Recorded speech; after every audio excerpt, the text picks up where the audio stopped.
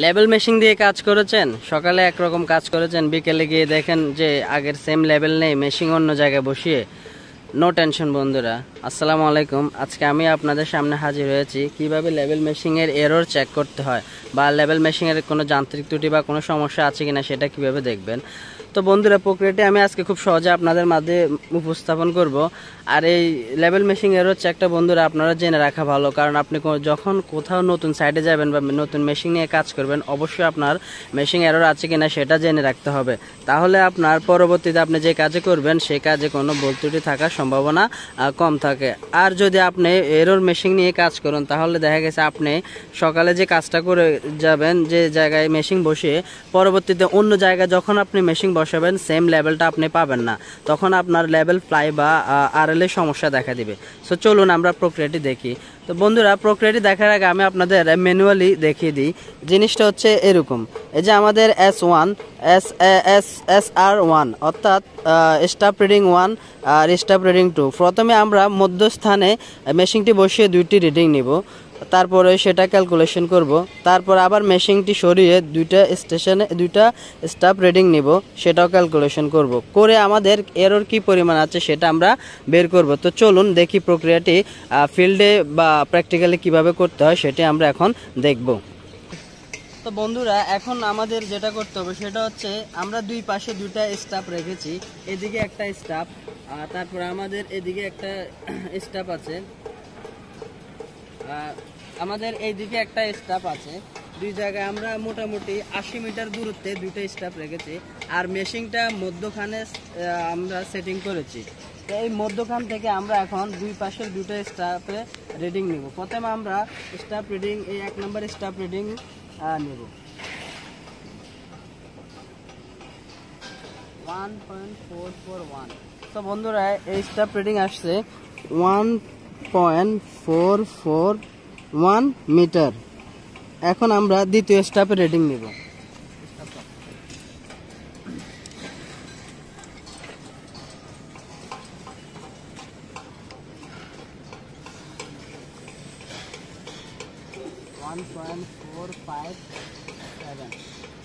বন্ধুরা, 1.457। ওকে। তো বন্ধুরা, আমরা যে দুইটা রিডিং পেয়েছিলাম সেটা আমরা প্রথম রিডিং থেকে দ্বিতীয় রিডিং মাইনাস করে পেলাম -0.016 মিটার। সেম আমরা এখন মেশিনটা সরিয়ে আবার দুইটা স্টাফ রিডিং নিব। মেশিনটা এখন আমরা মোটামুটি যে অর্ধেকের জায়গা ছিল, অর্থাৎ 80 মিটারের অর্ধেক 40 মিটারে ছিল, এখন আমরা যে 2 নম্বর স্টাফের কাছাকাছি মোটামুটি 20 মিটার দূরে নিয়ে আবার দুইটা রিডিং নিব এবং সেটা ক্যালকুলেশন করব। ওকে। তো বন্ধুরা, আমরা মেশিনটা অন্য জায়গায় এনেছি, এখন মেশিনটা আমরা সেটিং করব, করে আবার দুইটা রিডিং নিব। সো মেশিন সেটিং শেষ আমরা, এবং এখন আবার আগের পদ্ধতিতে দুইটা স্টাফ রিডিং নিব। প্রথম স্টাফ রিডিং আমরা আবার দেখি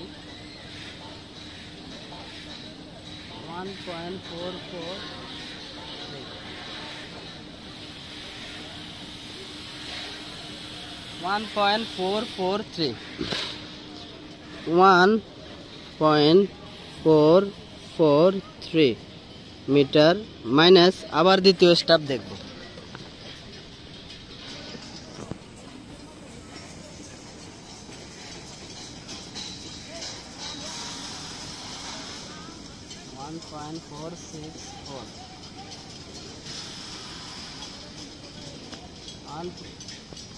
ওয়ান পয়েন্ট 464 মিটার।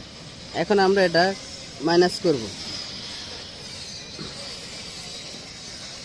1.443 মাইনাস 1.464। তাহলে বন্ধুরা, আমাদের ক্যালকুলেশন করে আসলো -0.021 মিটার। অর্থাৎ আমাদের এখানে এরর আছে -0.016 মাইনাস 0.021, 5 মিলি মাইনাস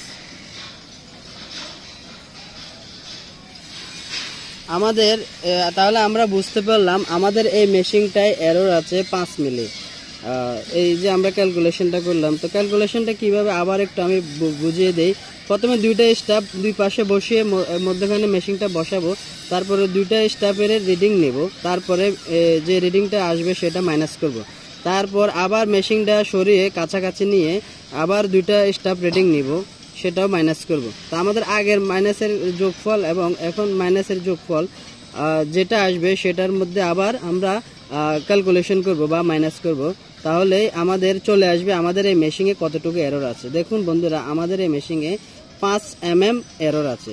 সো বন্ধুরা, এইভাবেই মূলত মেশিনের এরর চেক করা হয় এবং কি কাজের উপযোগী আছে কিনা সেটা পরীক্ষা করে দেখা হয়।